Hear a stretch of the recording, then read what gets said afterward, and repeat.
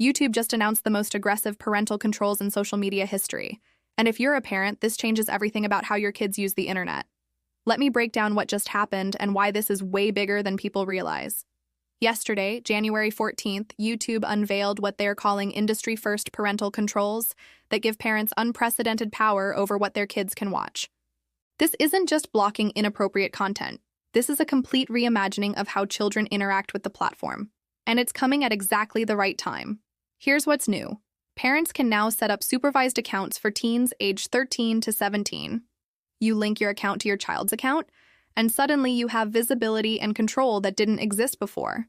You can see their watch history. You can see their search history. You can limit screen time. You can block specific channels. And you can restrict content by rating, just like movies. But the most powerful feature is content filtering by topic. YouTube has categorized millions of videos into topics like gaming, music, education, sports, beauty, and more. As a parent, you can literally turn off entire categories. Your kid loves gaming videos, but you're worried about violent content? Turn off gaming. They're obsessed with beauty influencers promoting unrealistic body standards? Turn off beauty content. You have granular control over what enters their feed. Now let's talk about why this is happening. Because YouTube didn't wake up one day and decide to be helpful. They're responding to massive pressure from governments, advocacy groups, and parents who are terrified about what social media is doing to kids. The statistics are genuinely alarming. Teen mental health has collapsed in the past decade. Anxiety, depression, self-harm, eating disorders, all skyrocketing. And study after study links excessive social media use to these problems. In 2023, the U.S. Surgeon General issued an advisory calling social media a profound risk to youth mental health. European regulators have been threatening massive fines under the Digital Services Act if platforms don't protect minors. Australia just passed a law banning social media for kids under 16 entirely. YouTube saw the writing on the wall. Either they build better parental controls or governments will force them to. So what exactly can parents do with these new tools? Let's walk through the features. First, supervised accounts. When you create a supervised account for your teen, you become the account manager. They can't change settings without your permission. They can't delete their watch history.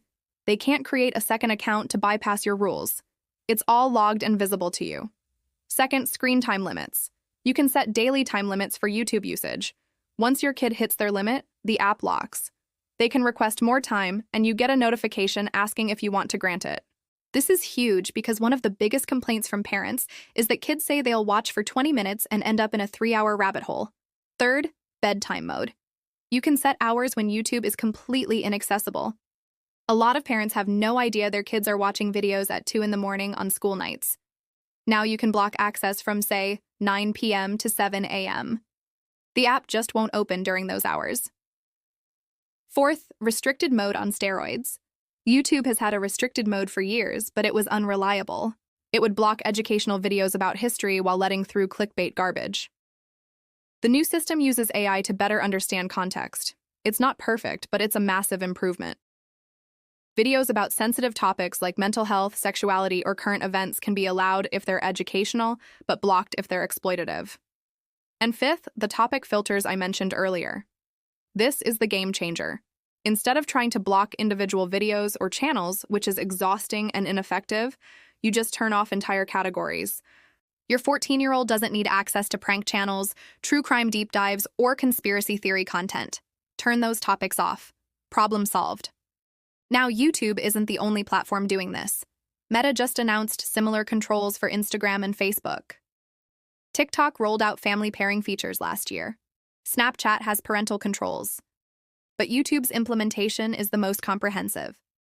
And since YouTube is the #1 platform for teens, more popular than TikTok or Instagram for kids under 16, this has the biggest impact.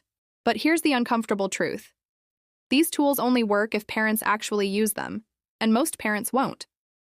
A survey from Common Sense Media found that only 37% of parents of teens use any parental controls on social media. Most parents either don't know these tools exist, don't have time to set them up, or trust their kids to self-regulate. That last one is a huge mistake. The research is clear. Kids and teens do not have fully developed prefrontal cortexes. That's the part of the brain responsible for impulse control and long-term thinking. They literally cannot regulate their own screen time effectively. It's not a moral failure, it's biology. They need external boundaries. And if parents don't set those boundaries, algorithms will raise their kids instead. So what should parents actually do? Here's my recommendation. First, have a conversation with your kid. Explain why you're setting up these controls. It's not because you don't trust them. It's because the platforms are designed to be addictive, and even adults struggle to resist. Make it collaborative. Ask them what categories they think should be off-limits. Give them some agency in the process. Second, start with the most restrictive settings and loosen them over time based on behavior. It's way easier to grant more freedom than to take it away. Begin with tight limits on screen time, blocked categories, and monitored watch history. After a month, review together. If they've been responsible, relax some rules. If they've been sneaking around the controls, tighten them. Third, use these tools as a teaching moment. Sit down with your teen and look at their watch history together. Talk about why certain videos showed up in their feed. Discuss how algorithms work. Teach them to think critically about the content they consume. The goal isn't to control them forever. It's to give them the skills to navigate digital spaces safely when they're older. And fourth, model good behavior yourself. If you're telling your kid they can only use YouTube for an hour a day, but you're scrolling TikTok for 3 hours every night, they'll see the hypocrisy. Kids learn more from what you do than what you say. Set limits for yourself too. Now let's address the backlash, because there's already pushback. Some people argue these controls are too invasive, that teens need privacy and autonomy. I get that argument. But here's the thing. Teens already have zero privacy on social media. Every click, every search, every video they watch is being tracked by YouTube, advertisers, and data brokers. The question isn't whether teens have privacy. They don't. The question is whether parents or corporations get to see that data. I'd rather parents have it. Others say this puts too much burden on parents who are already overwhelmed. And that's fair. Parents are working multiple jobs, managing households, and barely keeping their heads above water. Adding digital parenting to the list feels impossible, but the alternative is worse. If we don't take control of our kids' digital lives, tech companies will, and their incentive is engagement, not well-being. The bottom line is this. YouTube just gave parents the most powerful set of tools we've ever had to protect our kids online. Are they perfect? No. Will they solve every problem? Definitely not. But they're a huge step forward.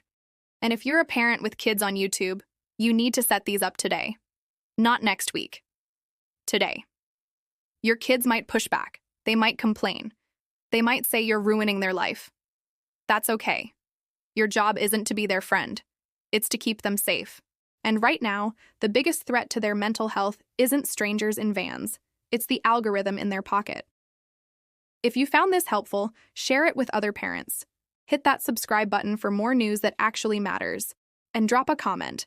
Are you setting up these controls, or do you think they're unnecessary? I want to hear from you. Thanks for watching, and I'll see you in the next one.